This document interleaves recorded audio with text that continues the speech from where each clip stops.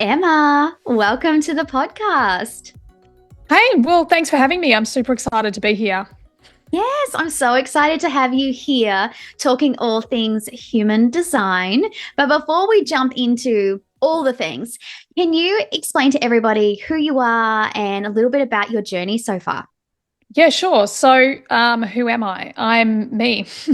I find like this is one of my favorite questions on the planet. Ever since I was tiny, I've always been curious about who am I and why am I here? And I've had so many iterations of those the answers to that. And what human design has actually really helped me understand is that I am me. That's all I came here to be, and that's who I came here to, fulfill this purpose. But on a less kind of out there esoteric answer, I am a human design expert. I have the Human Design podcast, also a behavioral coach, entrepreneur, um, mum, all sorts of things. And my journey to be who I am today, it's been let's say, a long and bumpy road. I'm a 3-5 emotional manifesting generator, and I've got a lot of what we sometimes call the more challenging gates in my design. And I very much have lived that sort of life. I had a very successful advertising career in my 20s. I burnt out by the time I was 24 because I had just been taught if you hustle, if you grind, you'll create success. And I did, but I did burn out really young. By 28, I was diagnosed with depression and panic disorder and kind of told that was it for me. I would learn how to manage it, but I would never heal from it. And in that moment, it was this kind of wake up call to take back the power in my life. That's not how it felt at the time. At the time, I felt like I had no choice. I either had to, honestly, I considered taking my life for many years, or find a way to heal myself and just choose not to listen to this expert. And I do just want to, with that, say like this is my journey, and I'm very big on everyone has their own path to walk. And once we understand how our body, our mind, our spirit is actually speaking to us, we can, be this sovereign, powerful authority in our own life. But anyway, at that time, I just knew that I could heal myself. It was a long journey, but I started to understand the brain, the subconscious mind, psychology, human behavior, neuroscience, quantum physics, metaphysics. And I realized that I could reprogram that brain of mine. So I did that. And through that process, I transitioned out of advertising and into becoming an entrepreneur, and more specifically, a coach. And as I found this passion for coaching and understanding why we do what we do, and I started my business, and it was organically growing, just like my two little babies at the time. And I still felt there was this piece missing. There was something that I was like, universe, help, because I've completely transformed my life. I've healed my mental health. We've moved from regional Victoria to Sydney. I've got this business. Everything feels like it's turned around, except I still feel like something's missing. And that's when human design showed up in my life. And I put it down 3 times. I didn't like what it said about me, although it felt like it was true.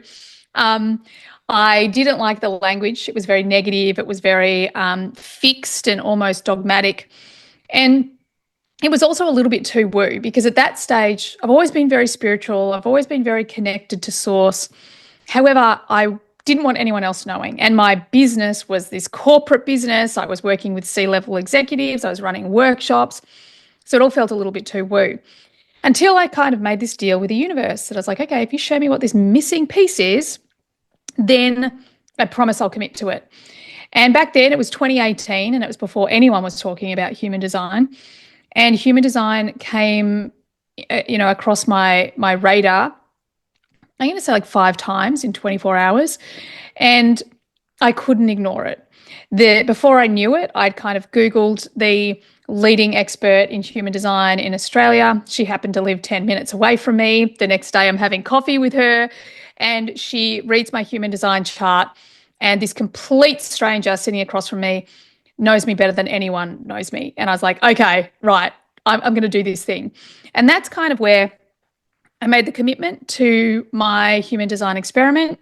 My business pivoted, my podcast pivoted, everything kind of changed because I just ran the experiment. And, today I feel like, wow, I get to live this life beyond my wildest dreams with ease and flow. And I've given up my hustle addiction. And yeah, so much of that is because I get to be me every single day. And human design was the map that I needed to find that. Oh my gosh, how amazing that you had this person who lived 10 minutes away that basically just threw the door open for you so that you could finally realize what was missing. Like Yeah. that's so divine, divine timing, no coincidences. Mm. Wow. Well, her house was already half packed up because she was about to move 3 hours away. So What? literally, I got her her last 2 weeks in Sydney. So in that time, we caught up a bunch of times, and I was like, right, this is epic. So yeah, talk Oh, about divine timing and serendipitous. You don't get more than wow. No, that's so amazing. And how great is that you can, it's your living proof that you can ask your spirit team to help you find the next piece of the puzzle. And they do just that in that that. moment. It's incredible. So amazing. And let's just go right back to the start. For people who don't understand what human design is or they've never heard of it, how would you describe it or how would you articulate that to us? Yeah, so human design, as I kind of touched on before, the easiest way to think about it is it's like a treasure map. And that treasure map is to all the answers you've ever longed for that lie inside of you. It's the treasure map to your authentic self, how you succeed, how you love, how you live, how you're healthy, all of the things that we so often we put our power, we ask something outside of us. Who am I? Why am I here? What do I do? What's my truth? What's my purpose? And human design basically gives us all the answers to all those questions. In itself, I love to compare it to a behavioral or personality profiling tool, something like Myers-Briggs or Enneagram, or these things that we can answer hundreds of questions about ourselves and then it pops out the other end. This is a profile of your personality or your behavior. Now, the big difference is that with these behavioral tools, you're actually answering questions. Okay, so the mind is deciding, who am I? What's my answer to this? And although, especially if you have a really good facilitator, you can get a very accurate output, you're still operating in this gap or this cognitive dissonance. And that's the gap between who you think you are, who is the person answering the questions, and who you really are. Now, with human design, we actually take a reading from a moment in time where these subatomic particles are moving through your body. And as they do that, they imprint you. And they imprint you with your themes. They imprint you with your superpowers, your challenges. A lot of it, I use the gene keys as well a lot. So they'll talk about even the wound that you bring into this life, and they imprint you in this moment and approximately 3 months before you're born. And it sort of pops out the other end, a similar kind of report as these behavioral things do, except there's no cognitive dissonance. This is actually the energetic blueprint that you were born with. And I like to talk about it as it's your original frequency. It's the thing that you were born with. And then your conditioning, which is everything you need to be loved, to belong, to be enough, that the mind then imprints because of the world that you brought up in or the school you go to or your family.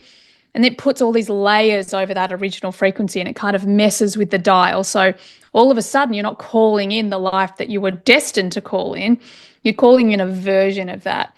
So human design really helps us get rid of the things that are in the way of our most authentic frequency and therefore our most authentic life. Yes. Oh, I love the way that you've described that. It's so fascinating that we come into this world, I guess, very raw. We have this like natural state, and then we spend all our life trying to come back to it. I feel like we're trying to get to know who we are again. And the amount of women I've been talking to lately who are like, I'm so lost. I don't know why I'm here. I don't know what my purpose is. I feel like I'm just walking around like, some zombie and I don't know how to connect back to myself. And obviously, this is one of the ways that you can do that. And it can change the way that you see everything. It's Yeah. amazing. But I want to ask you because I am one of those people who don't know their exact birth time. So it's difficult for me to do all the astrology and all of the things. I have a good idea, but I'm not exactly sure. Can you still figure out your human design if you don't know that? Yeah, look, absolutely. There are a bunch of ways that you can do it. If you're someone who sits very much in the logical kind of space, then one thing you can do is just sit with like a software program like Genetic Matrix and just keep changing the times. And as you do, just see how the chart changes. And then you can literally just ask yourself questions, simple questions like, does that resonate with me? Does that feel like, or where has that shown up in my past? So you can go through a very mental, logical process that can get you pretty accurate. I think the other way that I hear a lot that is very accurate is muscle testing. You can get it through muscle testing, or you can get it through a friend of mine uses a pendulum and she can get really accurate that's backed up by muscle testing. So, and a lot of the time, I will often find that people will come to me and they'll say, I kind of feel like it's this time. And then we go through this whole process and we just go back to the time that they kind of feel was their time.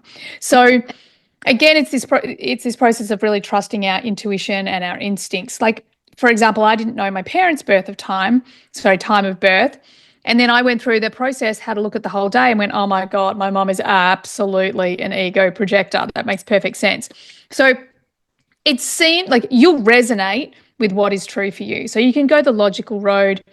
You can go the more intuitive road. And there are also astrologers, and I can't remember, they've got a specific name, but they can reverse engineer basically from your time of death. They can, which apparently you can get in astrology. They then can work backwards and find your time of birth. Oh, wow. Yeah, see, it's all still possible, everyone. So if you're sitting there going, I have no idea, don't worry, you can figure it out. There is a Mm. way. And I agree. I've sat with an astrologer before and we've sort of gone back in time trying to figure out where I fit. And I'm pretty sure, well, I know that I'm born around dinner time. That's all I got was Mm-hmm. dinner time. So I'm like, I feel around like 6 or 7, that kind of feels good. And then when we were going into it, there was an element of my chart that had a really strong spiritual energy around that particular time. I was like, that's it. It's got, Yep. it's got to be me.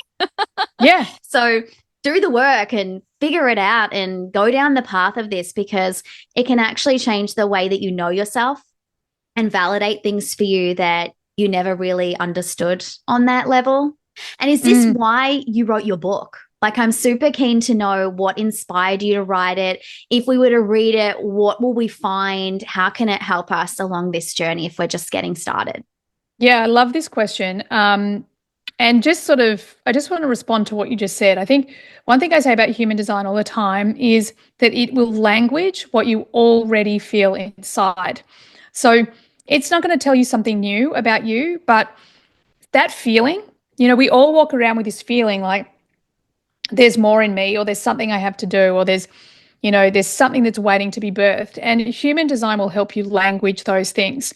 It languages the stuff that we instinctively know about ourselves, but perhaps our conditioning doesn't let us believe is true.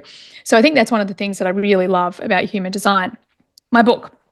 So the big drive for my book was simply because the human design world, like in the expert world, people go so deep into human design. And then what happens is they get out there with everyone else, and everyone else just wants to understand it so they can live with it. But it gets complicated because, I mean, it's 4 ancient wisdoms mathematically mapped together. I mean, I could sit with you an entire day and not get through your chart, or even, maybe half your chart. So they're very in depth, they're very complicated. And the big thing for me is this thing can change lives. If our kids, if we were doing our human design or the human design for our babies as they're born, and then we make a commitment to raise them in alignment with their design and make sure that they understand that, then we've got an entirely different race of people on the planet. So for me, it's not about, oh God, we've got to go deep and we've got to get it all right and it's got to be like this. For me, it's like, I don't give a shit if it's, 100% down to the deepest depth. What I care about is I want people to be able to use it easily, effortlessly, every single day so that they can change their life, so they can live their authentic truth. Because I strongly believe that we come in coded with something very specific we are here to do, someone very specific we're here to be. And once we actually align to that frequency, then we're not just serving ourselves, we're serving the entire planet. So the book's really, as it says on the cover, it's to make it simple so more people get into it. Yeah, I love that you're making it more realistic, I guess we could say. Because like some of us look at this stuff and we're like, oh, I don't know, it's too complicated. Like, just give it to me straight. Give me the Yeah. facts so that I can figure this out for myself quickly. And we're so time poor too. Everyone's time poor. So it's like, just cut to the chase. Just tell me what I need to see. So I love it. I have your book. I've started to read it. I think it's wonderful. So thank you for writing it. I think it's amazing. And actually, the thing I'm so fascinated about is if you go back to what you were saying at the start, where you weren't in the best mental space and then you used human design as a tool to help you come out of that darkness, were there things that you uncovered through figuring out what your human design is that you even remember, like to this day, that helped you sort of reprogram your mind and to get you out of that depression? What actually was it about what you figured out that helped you to think differently? Yeah, good question. And look, when I healed my mental health, that was before I even came across human design. But I think the most important thing that I learned about that time, honestly, was that I can trust what I know to be true inside of me. Even though my ego is screaming in my ear, what do you mean? Like, this was the leading expert in Melbourne. Like, he knows better than you. My whole body's going, he doesn't, and you can. So I think that's the greatest thing that I learned, is that actually the wisdom that's within me is wisdom. It's not just me making it up. It's not just me telling myself some airy fairy Pollyanna story. It's actually part of the journey that is here, that I'm here to fulfill. I think that for me, I have this moment when I was literally down on my knees, crying my eyes out, screaming at the sky, like deep, deep, deep in my depression. And I was like, what the is this all about? Like, this doesn't even feel like me. What's going on? And I just heard this quiet but stern voice. It's not all about you, Emma. And in that moment, I'm like, oh, I instantly knew that my role, if you like, is to heal myself so I can then help others. So I think I learned through that process to just get out of the way. And if I hadn't have learnt that, would I have actually picked up human design? Maybe, maybe not. I'd already rejected it 3 times. But I learnt by that stage that, look, I don't know why I know these things, or I don't know why this voice comes and gives me this information, or why these things turn up. But what I do know is when I listen to it, everything changes for the better. So I think that that's the piece that for me was really learning to trust the power that's within me, the instinct within me. These days I am so into heart coherence meditation. It takes 90 seconds. It's going to change your life. It literally puts you back in the heart space, brings the brain and the heart into coherence. It swaps the driver's seat. So most of us are walking around with the mind driving, where we're actually meant to have the heart driving. All of these things. And at the end of the day, that puts us back into our sovereign, powerful position. And we come from love. We don't come from fear. We don't come from separation. We actually come from love. So human design, really simply put, it's all about giving you the permission slip to be you. It's helping you wake up to the realization that the most authentic version of you is incredibly important, incredibly valuable. It's super easy for you to do once you can trust, you can surrender into it. And it's exactly what the world needs, not just you, the entire planet. Yes. And I love the fact that you have been able to tap into your authenticity and your rawness, and that is helping other people feel like almost like they can relate to you. And I think that that's what some coaches and some spiritual healers like don't get. It's like the more raw you are and the more people can see that you're just as fucked up is what they are. I feel like that helps you to connect and to get them to that next piece of the puzzle or that next stage in their life. Have you found, like, since you've become a coach and you've been, I guess, courageous enough to put yourself out there in that way, that you're learning a lot, like, from the people that you're actually meeting? Are your clients you like 3 years ago? Are you finding there's a theme, like, with the people that you help? So I love this question. And when I first started my training, it immediately struck me that I would be sitting with clients and they would be telling me a childhood story, and I would be literally in the background going, what the fuck? Like, this is my Mm. life. Like, you are literally telling me my life. And at that stage, I might be 2 weeks ahead of my healing journey in the beginning, you know? And so over time, that's really evolved. And I've heard my story reflected back to me thousands of times. And I think one of the things that I've done ever since the beginning is every session I coach, after that session, I will take some time just to reflect and say, okay, well, how does this, how is this relevant to me? How is this my mirror? How, if this is showing up in my life, what's going on inside of me? Um, because at the end of the day, as within, so without, it's all a reflection. And, what you just said about me feeling like I'm really relatable, again, that's my human design. For so many years, I look at myself in my advertising career. I was so like just trying to get everything right. I was trying to be neat and tidy and detailed and all of these things that I'm just not naturally at all. And human design just gave me permission to be larger than life, messy, experimenting with everything, super vulnerable. And the reason why people are drawn to me in that way is because I'm a line 3. I'm here, I make a mess, I experiment, I'm constantly throwing paint at a wall. So people get it. They feel, oh, dude, you've really walked in my shoes. Yeah, I really have. And that's what people want from me. I think that's the other piece is human design makes this, it's so easy for us to break our conditioned rules of who we think we should be, and really helps us understand, well, shit, I'm just not meant to turn up in the world that way. I'm meant to turn up the way I'm designed. Because once we're courageous enough to do that, then everything else becomes easier, because really we are burning so much energy. Like you say that you're time poor. You're time poor because you're running a life that you've been told is going to make you happy. It's going to make you money. It's going to make you this. It's going to make you that. But the life that's actually yours is the one that's happening right now, the authentic one. You can slow down. You can be with ease.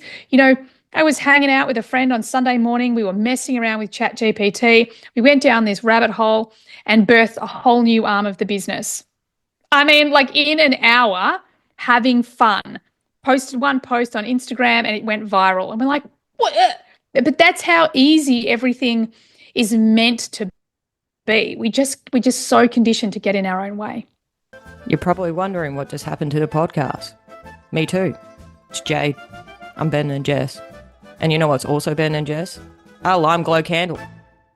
I agree. I think I honestly get my best work out there when it's organic and I'm not trying. And I was even talking to Jade, my wife, and I'm like, this year is all about only doing things when I feel like I should or I want to or I'm inspired, not because I feel like I have to. And it's the same as posting on social media. Like, I was like so committed to, you have to post this many times, Jess, and you have to get inspired and do this and that. And it just ended up in the toilet. And I'm like, you know what? Now I'm just, if I wake up one day and I'm like, I want to talk about this today, or I'm inspired, it lands. There's something about it. If you put something out there that is forced, or you put out an offering or, anything like that, and you're like, oh, I don't know if I'm really aligned with this anymore, but I feel like I should probably do it because it's probably going to work and make me money, but I'm not really happy or inspired. I'm telling you, it won't land. It just won't happen. It will not land. Or if you're trying to put something out that you've been taught to do, so it's someone else's strategy. It's something we talk about a lot. And it's really simple. If you think about it this way, we live in a quantum reality. What does that mean? Every single thing we think is real, even though it's not, this is not like a desk that I'm sitting at. It's actually just a bunch of particles that are moving slightly slower than the particles I can't see to my right. Do you know what I mean? So we live in this world that's made up of frequency. So it's all about frequency and vibration.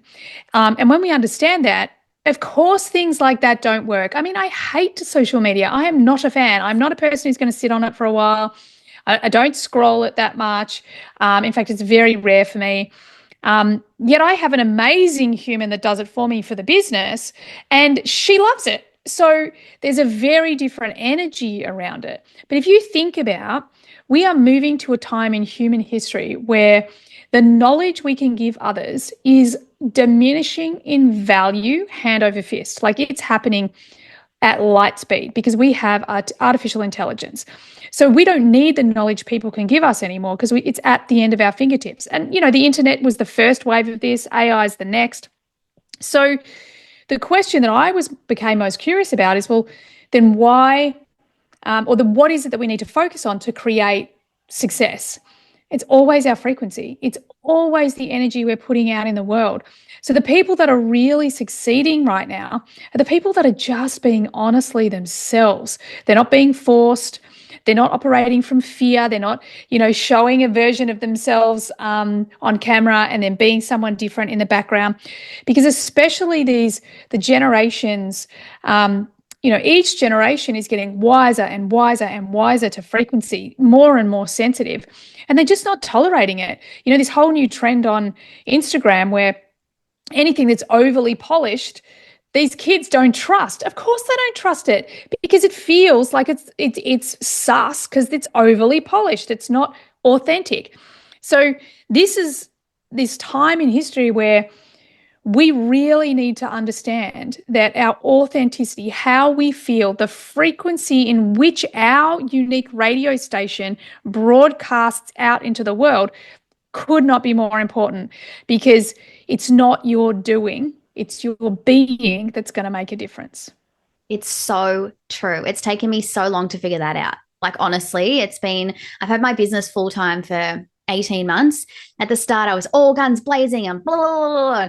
And now it's starting to get a nice rhythm. That's what I'll call it. It's got a momentum of its own. It's got a bit of a rhythm. And that makes me nervous because I'm like, oh, I don't have to hustle. And I'm like, what's going on? Like, I'm just so used to everything being so chaotic and so many balls in the air. And now they're all starting to land in a way where I have balance and I can breathe. And I can actually throw myself into things and I can think and I have epiphanies. And it's almost like my brain is trying to fight it. It's like, oh, Jess, there's something wrong if there's not enough movement. There's something wrong if you're not having to hustle or be anxiety ridden or sleep deprived or whatever. Like, what's wrong with you? Like, find the madness, find the chaos again. It's really hard when you come from a corporate background to then all of a sudden be comfortable with flow and with being and with just allowing yourself to breathe. Even right now, I'm still struggling with it. It's almost like a program I've had embedded within me for so long, and I feel so much better flowing, but it's hard to trust it. Yeah, so this is really important because you are the same as everyone on the planet. From the industrial revolution, and this is also the time that education started to amplify. What the powers that be identified was that this was a time that they were going to start trading, time for money, and that people needed to be educated, that they would grow up and they would work in a factory, they would work in a job, they would work for the man. And this was a time that we were taught that our time is not our own. Our time actually belongs to someone else, and it's our job just to get the highest amount of money for that time. And so we are heavily conditioned. Generations and generations have been forcing and hustling and all of these things. And even though we kind of intrinsically know it's not good for us, we still do it. And that is the power of the subconscious mind. That is the conditioning and the trauma that is saved in our DNA. So as we're born into the world, we literally bring it in from our ancestors. So the thing that you're talking about, there are so many people feeling that way. I feel that way. It's taken me years to quit the hustle and feel safe. I quit the hustle quite a while ago, but the feeling safe in it, that's taken time. Because really, the incredibly powerful, exceptional beings that we are, we need to understand that there's two primary energies that we have to be able to sit with to create our life. The first is creation energy, number one. This is the one that's aligned with the masculine, the doing, focus, know what you want. And it's the one that we've kind of been taught we always have to be in. That's the one that's good. But the other one that we have to be in, and this is like if you think about manifesting, sitting down, visualizing, talking about what you want, whatever it is that's a creation energy, a doing energy. But we have to have in harmony with that, in balance with that, the receiving energy. And that's what most of us can't do. We can't receive. We cannot sit still, whether that's in meditation, whether that's like I meditate and have nearly, every day for nearly 20 something years because of my depression. It was one of the first things that started to turn my depression around. So what we can't do is sit and receive. And one of the practices that I started doing even, recently, like a number of months ago, is that I would just go to my room, and I still do this every day, go to my room at 7:30 at night. I would light a candle. I'd put on like blue blocker, my red light glasses, and then I would just sit there. Do you know how many times I tidied my wardrobe, or I went into my bathroom and got rid of all the old stuff in the drawers? Like I just kept getting up to do stuff. And my whole lesson is no, just sit still. Don't do anything. Don't pick up the phone. Don't go and fold more clothes. Don't, light another candle, because I realized I kept filling the space with doing instead of being. So now I have this practice of just in the morning, I do it in the morning and at night, where I just sit quietly in my room. And now it's like the most divine feeling. It's like I'm completely plugged into source, great spirit, God, universe, whatever you want to call it. And I'm not waiting to receive information or messages, because I get that all day, every day. I'm just sitting there receiving. And I have noticed my entire life has slowed down. It's become so serendipitous. Like things happen overnight. I was having a conversation, this is a few weeks ago, having a conversation with my dear friend and COO of my business and another friend. And we were talking about a program that this other friend wanted to take into schools. And I'm like, you know what? I've always wanted to take human design into schools. Some person I don't know reaches out as we're having this conversation on Instagram and says, by the way, you don't know me, but I had a dream about you last night, and it told me to tell you that you need to get in contact with whatever her name was, the education minister in the Queensland government, because she'll support you on that. And I'm just like, all of us are just like, what the actual just happened? So that comes from stillness. And so much of us in this space, we're focusing on do. I've got to change my mindset. I've got to align to spirit. I've got to know my spirit guides. I've got to grow this business. I've got to, have my media strategy or my marketing strategy. But there's no space for spirit to get in. There's no space for the authentic radio station to broadcast. So I think that's one of the biggest things that I think is so important for us now, is that we have to learn just to sit still and be our own radiant selves and allow the universe in, like actually allow the magic in. That's beautiful. And that is such a wonderful way to end this podcast. Be still, people. Be present. Get rid of your phone. Throw it out. I feel like it's the biggest distraction ever. When I was like corporate life, I used to leave my phone like in the kitchen, and I'd just be present and like watching TV and just being in my own energy. I'm telling you, being in your own vibe just changes everything, and you can finally hear your own thoughts again. Highly recommend. Anyway, so before we go on to Jade's questions, which are super random, how can everybody connect with you? Well, you can find me on the Human Design Coach on Instagram. You can follow the podcast, which is the Human Design Podcast, anywhere that, podcasts live. The website is emmadunwoody.com. And yeah, we've actually just over the weekend launched our Human Design Unhinged, which is a really comical way of looking at human design, because honestly, we're just a little bit tired of everyone taking everything so seriously. So go check that out too. I love that. That sounds amazing. Okay, here are your random questions. All right. Okay. Your first one, what rhymes with oranges? I just got oranges. I was like, Jane, oranges. I don't know. It's not even a word. Love it. Okay. Would you prefer to be George Jetson or Fred Flintstone? Ooh. Mm, mm. George Jetson, just because he's like spacey and out in the future.